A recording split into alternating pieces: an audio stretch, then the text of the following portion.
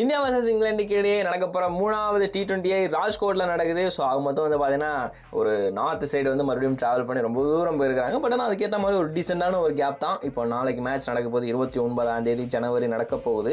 அதெல்லாமே ஒரு side okay. இந்த முகமது ஷமின்னு ஒருத்தர் இருக்காரு, அவர் எல்லாருமே மறந்துட்டாங்களா அப்படின்ற மாதிரி வந்து எல்லாருமே கேள்வி கேட்க ஆரம்பிச்சிட்டாங்க. எதுக்கு அப்படின்னு சொல்லிட்டு பார்த்தீங்கன்னா, ஏன்னா சமீபத்தில் வந்து பார்த்தீங்கன்னா இவங்க 2 பேருமே இந்தியாவும் இங்கிலாந்து விளையாண்டது எல்லாமே வந்து பார்த்தீங்கன்னா ஒரு ஸ்பின்னர்கள் வச்சே போனாங்க. ஆக்சுவலாக நான் இங்கிலாண்டை பற்றி சொல்லலை, இந்தியா பற்றி சொல்கிறேன். 3 ஸ்பின்னர்கள் அப்படியே வச்சு தான் போனாங்க, பெருசாக வந்து சேஞ்சஸே பண்ணல. சரி ஓகேப்பா, 2 T20 முடிஞ்சு 3வது T20 வந்து ராஜ்கோட்டில் பிச்சுக்கு ஏற்ற மாதிரி ஆட்கள் மாற்றுவீங்களா அப்படின்னு சொல்லிட்டு கேட்டிங்கன்னா ரிப்போர்ட்கள் படி வந்து அதுக்குமே வாய்ப்பு இல்லை. முகமது ஷமி வந்து மறுபடியும் தள்ளி விடத்தான் போகிறாங்க. அதாவது பிளேயிங் லெவலில் வாய்ப்பு கிடையாது, மறுபடியும் பெஞ்ச் தான் பண்ண போகிறாங்க. காரணம் வந்து பார்த்தீங்கன்னா பிச் அந்த மாதிரி இருக்குதுன்ற மாதிரி சொல்கிறாங்க.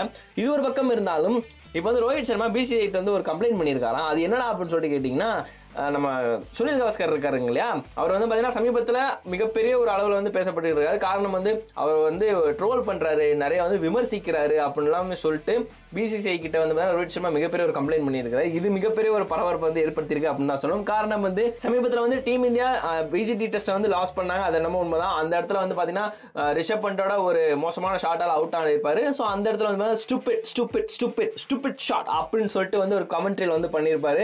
ஸோ அதுவே வந்து மிகப்பெரிய ஒரு அளவு தான் பார்க்கப்பட்டது. அண்ட் அது மட்டும் இல்லாமல் கேப்டன் ரோஹித் சர்மா வந்து ஒட்டுமொத்தமாக 30 ரன் தான் மட்டுமே அடிச்சிருக்காரே தவிர வேற எதுவுமே பெருசாக பண்ணல. கேப்டன்சி மொத்தமாக சொதப்பியிருக்காரு அப்படின்ற விஷயத்தில் வந்து கவாஸ்கர் வந்து பாலர் கவாஸ்கர் டிராஃபியில் வந்து செம்மையாக வந்து ரோஸ் பண்ணியிருப்பாரு.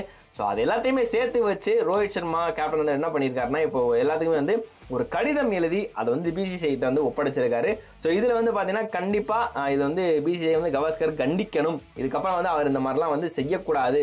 ஆன்லைன்லேயுமே அப்படி பேசுகிறான்னு பார்த்தா ஆஃப்லைனில் கூட வந்து ட்விட்டரில் போயிட்டு அங்கே ஆன்லைன் வந்து ஒட்டுமொத்தம் ரிவ்யூ பண்ணிட்டு இருக்காரு. ஒரு பிளேயர்ஸுமே பர்டிகுலராக வந்து திட்டிகிட்டு இருக்காரு, இது நல்லா இருக்குதா அப்படின்ற மாதிரிமே வந்து சொல்லிட்டு இருக்கிறாங்க. ஸோ அதனாலேயே வந்து பார்த்தீங்கன்னா ரோஹித் சர்மா இந்த ஒரு விஷயம் பண்ணியிருந்துருக்கிறாரு.